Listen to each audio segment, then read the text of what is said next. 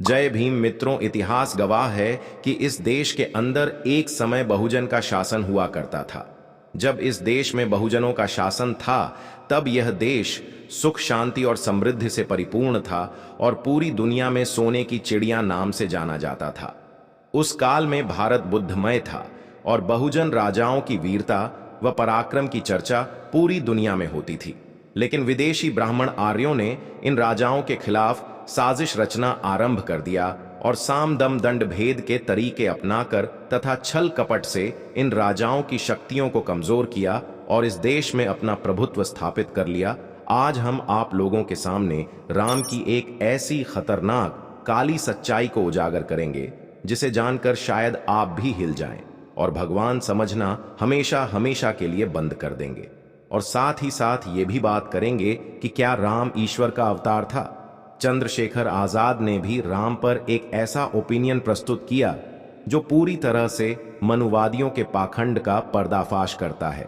Video शुरू करने से पहले मैं आप लोगों से कहना चाहूंगा कि आप लोग इस वीडियो को अधिक से अधिक लोगों तक पहुंचाने में हमारी मदद करें। इसके लिए आप लोग इस वीडियो को लाइक, शेयर और हमारे चैनल को सब्सक्राइब कर सकते हैं, जिससे वीडियो का एंगेजमेंट बढ़ेगा। और चलिए वीडियो को शुरू करते हैं। ब्राह्मणों के साथ ही साथ छापे खाने, प्रिंटिंग प्रेस भी हम लोगों के रामायण के वर्णित मिथ्या तथा दुराचार पूर्ण बातों के प्रकट करने में हमारे शत्रु है।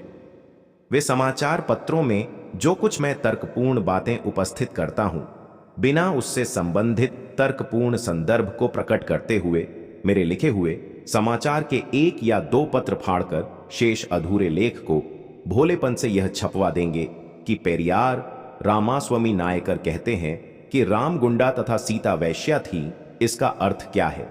इसका तात्पर्य केवल यह है कि भ्रमोत्पादक काट छाट और भ्रमोत्पादक तर्क से लोगों को हमारे विरुद्ध खड़ा करना। रामायण केवल कपोल कल्पित गप्प है, यह ईश्वर की कथा नहीं है जैसा कि सर्वसाधारण लोगों द्वारा समझी जाती है। इस बात की बहुत पुरुषों द्वारा स्वीकार किया गया है। श्री गांधी ने स्वयं कहा था कि मेरा राम रामायण के राम के समान नहीं है। इस प्रकार रामायण में कई स्थलों पर राम को साधारण कोटि का मनुष्य कहा गया है। जहां तक राम की विशेषताओं का संबंध है, हमें यह कहना पड़ता है कि उसने अबोध ताड़का को छल से कठोरता पूर्वक वध कर दिया, क्योंकि वह अपने राज्य में अनधिकृत रूप से प्रवेश करके वहां पर यज्ञ संपादन करने वाले पुरोहितों को ऐसा करने के लिए मना करती थी। वनवास में राम ने सूर्पणखा के कान और नाक काट लेने का अपराध किया, क्योंकि वह उससे प्रेम करती थी। वन में आकर राक्षसों का वध करने के निश्चय को अपना लक्ष्य बनाकर उसने स्वेच्छापूर्वक व्यर्थ में लड़ाई मोल ली। सुग्रीव की भलाई के लिए उसने आड़ में छिपकर कायरतापूर्वक बाली को मारा, जिसने राम के प्रति अपकार नहीं किया था। इस बात को भली भांति तथा पूर्णतया यह जानते हुए कि दुष्ट और विश्वासघाती विभीषण अपने भाई रावण का वध कर स्वयं लंका का राज्य हथियाने के कपटपूर्ण उद्देश्य से मेरी शरण में आया है। राम ने लंका पर राज्य करते हुए रावण का वध करके विभीषण को वहां का राजा बनाया था।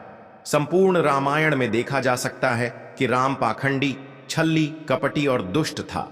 वह अपने स्वार्थ की सिद्धि के लिए कोई भी घृणित कार्य करने पर उतारू हो, जो कि उद्देश्य से तैयार कर दिया गया था। जब सीता उसके स्थान वन में जाने को प्रस्तुत थी, तब राम ने अपनी इच्छा प्रकट की थी कि तुम भरत की सभी प्रकार की इच्छानुसार अयोध्या के महलों में रहो, क्योंकि इस प्रकार हम लोग कुछ अधिक प्राप्त कर सकने में सफल हो सकेंगे। इस पर सीता ने राम पर क्रोध करते हुए फटकारा और कहा कि तुम कायर तथा अशक्त हो, तुम मनुष्य के भेष में स्त्री हो। मेरे पिता ने मेरा विवाह तुम्हारे साथ किया है। तुम अपनी स्त्री को दूसरों को सौंपकर अनुचित जीव को पैदा करने वाले मनुष्यों में से हो। इस पर राम ने अपने असली विचारों को छिपाते हुए कहा कि मैं केवल तुम्हारे मन की स्थिति का परीक्षण कर रहा था। तब वह उसे अपने साथ वनवास को ले गया। आगे राम ने और क्या किया? शूद्र होकर तपस्या करने के कारण उसने शंबूक का वध किया। ऐसा अयोग्य, नीच व छली व्यक्ति को ईश्वर का अवतार कैसा माना जाए? धूर्त ब्राह्मणों ने झूठे, अशक्त, अयोग्य वह चरित्रहीन एक साधारण व्यक्ति को ईश्वर बताकर हम लोगों को उससे प्रेम करने और उसकी पूजा करने को बाध्य किया है। क्या हम लोगों को यह उचित नहीं है कि हम लोगों को समझ और बुद्धि पर जो मिथ्या बातें बलात् लादी गई है, हम उसका गंभीरता पूर्वक निरीक्षण करें? ये राम के चरित्र है। साथियों, अब हम बात करेंगे कि क्या राम ईश्वर के अवतार हैं? अनुसंधान के अन्य विद्यार्थी तथा विद्वान इसी विचार के समर्थक हैं। वे राम को न तो ईश्वर का अवतार मानते हैं, व न रामायण को इस प्रकार के स्वर्गीय पुरुष का जीवन इतिहास। वाल्मीकि के साथ ही साथ मौलिक रामायण के अन्य लेखक ने भी अपनी पुस्तक में राम को उतना सम्मानित नहीं किया है जितना कि उसे ईश्वर का अपमान मानकर सम्मानित किया जाना चाहिए था। सर्वप्रथम उद्गम पृष्ठभूमि जहां से कथा प्रारंभ होती है अनर्थक तथा हास्यास्पद है। यहां वर्णन किया गया है कि विष्णु ने बिरहु मुनि की स्त्री को मार डाला। इसके दुष्परिणाम स्वरूप मुनि ने उसे श्राप दिया कि तू भविष्य में मनुष्य के रूप में पैदा होगा और तेरी स्त्री हर ली जावेगी, और इस प्रकार मेरी भांति तू भी स्त्री वियोग का दारुण दुख सहेगा। एक कथा तो इस प्रकार है। दूसरी कथा इस प्रकार चलती है कि वही विष्णु जलंधर की पत्नी वृंदा पर मोहित हो गया और वह उसके प्रति जलंधर को छल कपट पूर्वक मार डालने में सफल हो गया। तब उसने जलंधर का भेष धारण कर उसकी स्त्री का सतीत्व लूटा। विष्णु द्वारा इस प्रकार ठगी जाने का रहस्य जानकर जालंधर की स्त्री ने उसे श्राप दिया कि ठीक यही दुखद घटना तेरी स्त्री के प्रति हो। इसी श्राप के फलस्वरूप उसे पृथ्वी पर पुनर्जन्म ग्रहण करना पड़ा। तीसरी कथा का स्रोत इस प्रकार है कि एक बार विष्णु अपनी थिरुमगल का नाम की पत्नी के साथ दिन दहाड़े रति क्रीड़ा में विमग्न था।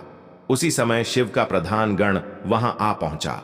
इस पर तनिक भी ध्यान न देते हुए विष्णु अपने विषय भोग में लगा रहा। अपने इस अपमान से कुपित होकर वह गण नंदी के पास गया और अपने अपमान का संपूर्ण समाचार शिव से निवेदन किया।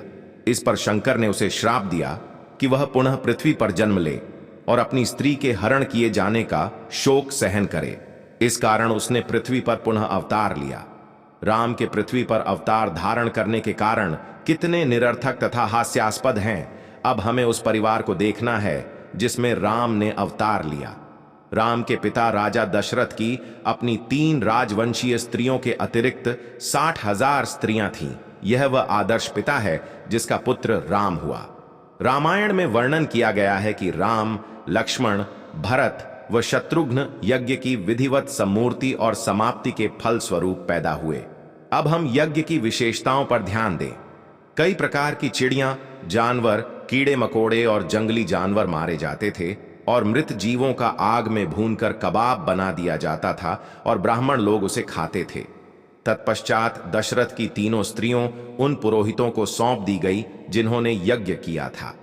रामायण के अनुवादक बंगाल निवासी पंडित मनमथनाथ दातार लिखते हैं कि कौशल्या ने बड़ी उत्सुकता पूर्वक एक घोड़े के 3 टुकड़े कर डाले और बिना किसी मनोव्यथा के उस मृत घोड़े के साथ संपूर्ण रात बिता दी। होता, अध्वर्य, उक्था और अन्य ऋक्विका पुरोहितों ने तीनों रानियों के साब संभोग किया। इस प्रकार दशरथ के पुत्रों की जन्म कथा है। क्या यह कोई अवतार लेने के ढंग है? क्या कोई कथा इस प्रकार बेढंगे तरीके से लिखी जानी चाहिए? साथियों, जरा आप मंथन करिए कि ये बात कहां तक आपको सही लगता है। ये कहानी मैं खुद से नहीं बनाया हूं, ये आपको पेरियार रमास्वामी द्वारा लिखी गई किताब में मिल जाएगी। साथियों, आप पढ़ोगे तो जानोगे, जानोगे तो मानोगे। अब मिलते हैं किसी अगली वीडियो में। पूरा वीडियो देखने के लिए आपका बहुत बहुत धन्यवाद।